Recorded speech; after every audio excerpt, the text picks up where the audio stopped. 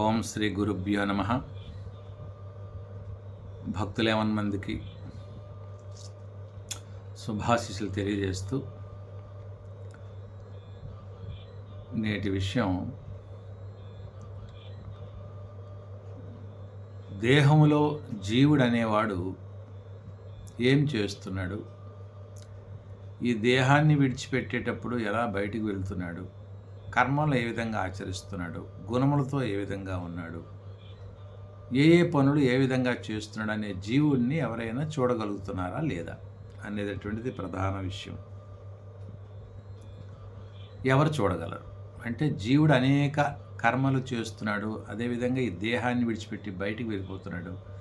వెళ్ళేటప్పుడు లోన ఉండి అనేక కర్మలు చేసేటప్పుడు ఎవరైనా చూడగలుగుతున్నారా?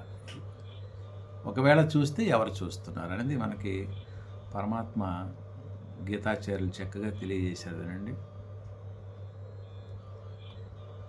ఉత్క్రామంతం స్థితం వాపి భుంజానం వా గుణాన్వితం విమూఢానాను పశ్యంతి పశ్యంతి జ్ఞానచక్షుషః. ఉత్క్రామంతం స్థితం వాపి భుంజానం వా గుణాన్వితం విమూఢానాను పశ్యంతి పశ్యంతి జ్ఞానచక్షుషః అని శ్రీకృష్ణ పరమాత్మ మనకి గీతయందు చక్కగా తన యొక్క గీతామృతాన్ని తెలియజేశారు.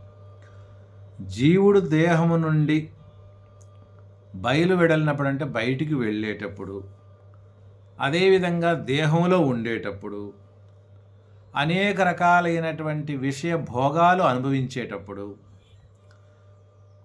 గుణాలతో ఉండినప్పుడు అటువంటి జీవుని ఎవరు చూడగలుగుతున్నారంటే కేవలము ఆత్మజ్ఞానము కలిగిన వారు మాత్రమే చూడగలుగుతున్నారంటే జ్ఞాని ఒక్కడే జీవుని యొక్క చేష్టలన్నీ జీవుడు శరీరాన్ని విడిచి బయటికి వెళ్ళేటప్పుడు క్లియర్గా చూస్తున్నాడు అని పరమాత్మ మనకి తెలియజేశారు.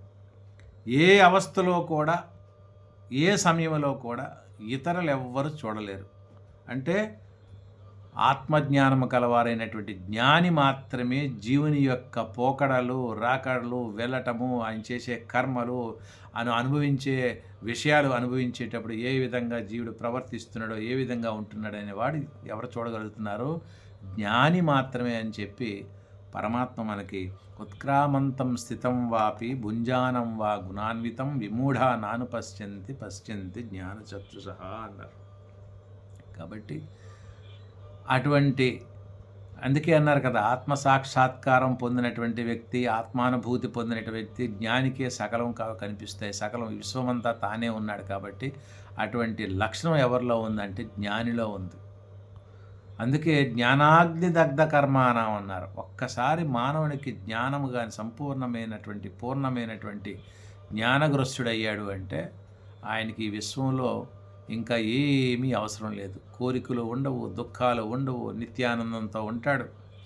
అసలు ఎదుటివాడిని చూసిన వెంటనే ఆయన ఏ పరిస్థితిలో ఉన్నాడో కూడా కనిపెట్టినటువంటి శక్తి జ్ఞానికి ఉంటుంది.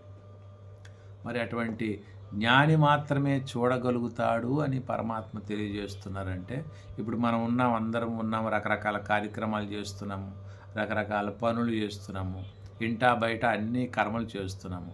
ఒక్కొక్క కర్మ చేసేటప్పుడు, మంచి కర్మ చేసేటప్పుడు, చెడు కర్మ చేసేటప్పుడు, సంతోషకరమైన చేసేటప్పుడు, ఏదైనా లాభాపేక్షత చేసేటప్పుడు జీవుడు ఏ విధంగా స్పందిస్తున్నాడు అన్నటువంటి విషయాన్ని జ్ఞాని చక్కగా కనిపెట్టినటువంటి అవకాశం జ్ఞానికి ఉంది. కాబట్టి అందరూ కూడా జ్ఞాన మార్గంలో నడవాలి అంటే పరిశుద్ధమైన నిర్మలమైనటువంటి మనసు కలిగి సర్వత్రా సర్వే సకల చరాచర జీవకోటి అందు కూడా పరమాత్మనే చైతన్యాన్ని చూస్తూ, అందరిలో కూడా పరమాత్మ చూస్తూ, తనలో కూడా పరమాత్మ చూస్తూ అటువంటి ప్రయాణం ఎవరైతే చేస్తారో వారి జ్ఞాని.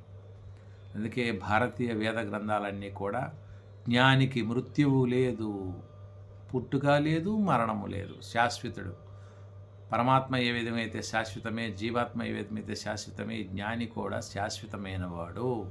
ప్రతిబింబాలకు తర్వాత తలుకు మెలుకులకి భ్రమించేవాడు కాడు. సముద్రం లాగా స్థిరంగా ఉంటాడు. కాబట్టి అటువంటి జ్ఞానత్వాన్ని పొందడానికి మనం ప్రయత్నం చేయటమే మానవ యొక్క జన్మ యొక్క లక్ష్యం. కాబట్టి అటువంటి జ్ఞాన మార్గాన్ని సద్గురుల యొక్క దివ్య అనుగ్రహంతో, వారి యొక్క దివ్యమైనటువంటి సేవతో మనం వారి వద్ద నుండి అతీతమైనటువంటి జ్ఞానాన్ని గ్రహించి ధరించాలని కోరుకుంటూ, మీ స్వామీజీ వారు కృష్ణ చరణానంద భారతి స్వామీజీ, శ్రీ యాజ్ఞవల్క్య రాజాశ్రమం, ముండూరు. హరి ఓం. జయ శ్రీరామ్.